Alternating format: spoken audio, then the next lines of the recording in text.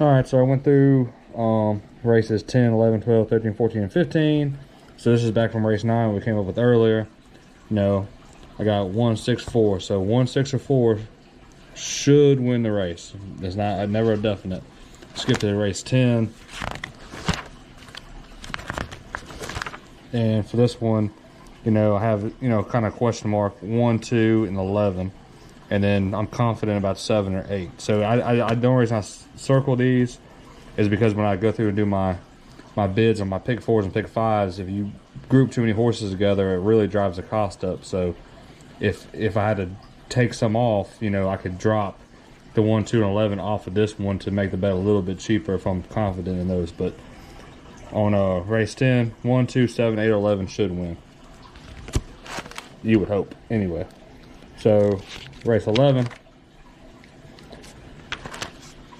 I have a question mark by the 1, 4, and 7. Kind of look at what their odds are, and I'm confident in the 8. So if we look at that, those horses should win. Race 12 is a grade 2 stakes race. Some of these big races are kind of hard to do because all the horses are qualified and they're good, but question mark with the 1. I like the 5 and 8, and then I have circled the 10. So, this one on my pick 4, pick 5, pick 6 even, this might be a good single, and just pick the 10 and just really hope that it comes in to really keep the cost down on my bet. So race 13. Race 13 is a little more difficult, but I had the 1, 2, 3, 4, 7, 8. I circled the 1 and 2 and the 7. So on this one, depending on what my bet's at, I might literally select all those horses because it's kind of like up in the air with me on these. So, but one of those, hopefully one that I have circled, should win that one. 14 is the grade 1 Pennsylvania Derby, so there's a lot of good horses in here. I have question mark 1, 3, 6, 9. I like those, and then I have circled the 8. If I had to do a single pick, and what I normally do is I go through and I can show you all tomorrow when I go to make my bets. When I go through race to race, I'll select every single number I'm interested in, and then I'll go back through and kind of weed out to get the price down to where I'm comfortable, betting that, because it's horse racing. Everything's, it's not that predictable. You could have the best horse in the world have a bad day, and so it's just what I like to do anyway. Nobody has to do it the same way I do, but. And then race 15 is a little sprint, 6.5 furlongs. And on this one, there's a good amount of horses in here. I have the 1 and the 10, and then I have the 9 circled. So I like 1, 9, and 10 on this one. So we'll come back tomorrow, and I will go through and make some bets, maybe, depending on what I'm looking like tomorrow. And then we'll do a recap. I'll do a recap video attached to this at the end of this video, showing actually how we finished, so we can see how close we were. Now, before I actually started betting money doing it this way, I did this for 2 or 3 weeks on Saturdays, and went through and picked my horses, then watched the races and see how they finished to see if I was on the right path or not. I highly recommend that. But anyway, so I'll be back and we'll see what we got. All right, so last night on Friday, we went through the handicapping stuff. Looking at this morning, we did start selecting from race 9 to 15. However, looking at this, I think for me betting, I'm gonna do. I'm gonna look at a pick 5, which would start on race 11. So what I normally do is, for one, select kind of what your budget is, what you want to do, and then we'll get started here. So these were our picks from last night on what we wanted. Let me get into this.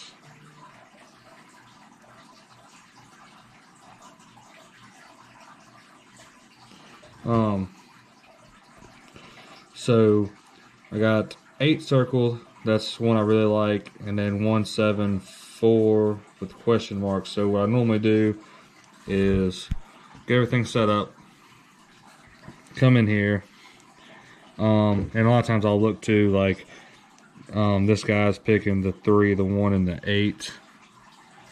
That's what his picks are. So what I'll do is come over here and start a pick 5 ticket, and I'll go ahead and just enter all the ones I have. So 1, 4, 7, and 8. Move on to race 12. Race 12 here.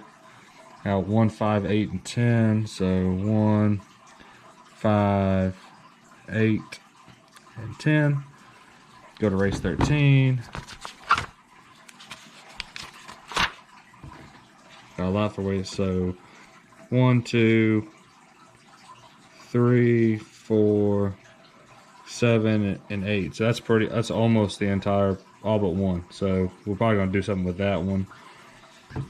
But for now, just go ahead and enter them. 14, another quite a bit. So 1, 3, 6, 8, and 9. And then for race 15, we have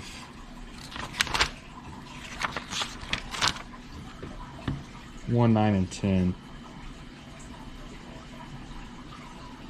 9, 10 scratch, so we'll go with just 1 and 9 for now. Alright, so then, if you can see, this is our total price for our ticket is $480. That's kind of crazy. Now, sometimes, if you get lucky enough, these things pay out, you know, $100,000 or $2,000, $10,000, $11,000, some crazy numbers.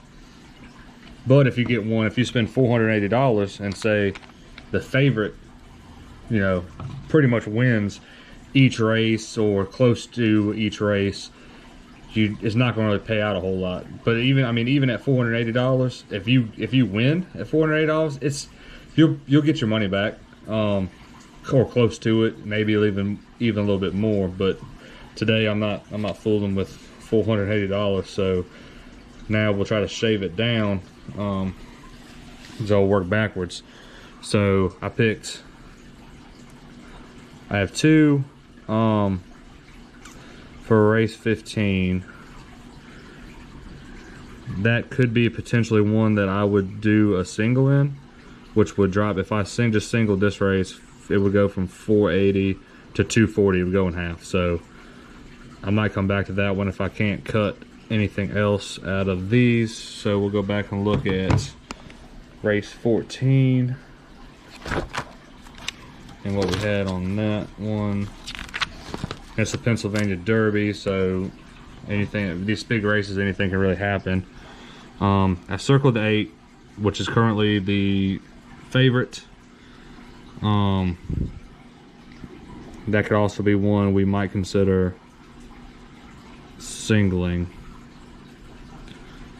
I hate to do that, because I mean, if on something like this, if you have an upset, like, you know, if the 1 wins at 15 to 1, that's crazy. So that would really help us out. So 13, this guy's picks is 1, 7, and 8. We have all those. This is the one where we selected almost the whole field. So with my picks, you know, I keep the 1, the 2. I'll probably keep the 3. I'll take the 4 out. It drops us to $400. And then I'll take the 8 out, and that drops us to $320. But we still have, you know, 4 horses in this race. 5, 6, 10 is what his picks are. I definitely like Neoquos. At 15 to 1, Fire Pit. And then Barnes is a 2, so Maybe I'll take that 8 off of that. Brings us down to 240. And we haven't had a single yet, so if I singled one now, I believe it'd be a $120 ticket. This one, the first race, we have a lot. I like the 8. Kind of like all these. We'll just see what happens if I take that off of there. It's 180. If I take that off of there, it's 120.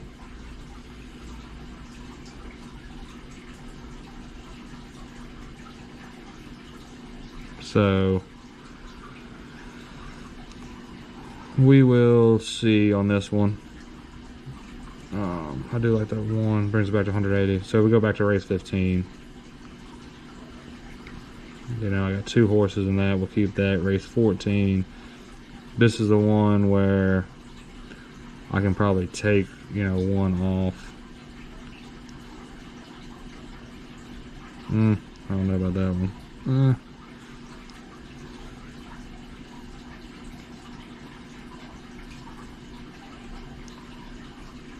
I'm not trying to spend $180 either.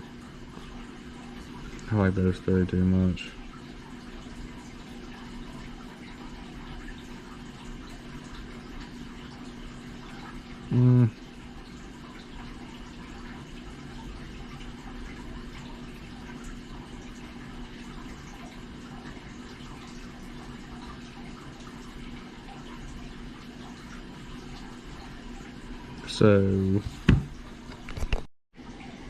So after looked at it a little bit more, the single I picked was going to be race 11, so the first race of our pick 5, and I went with the favorite, which we had wrote down, the 8.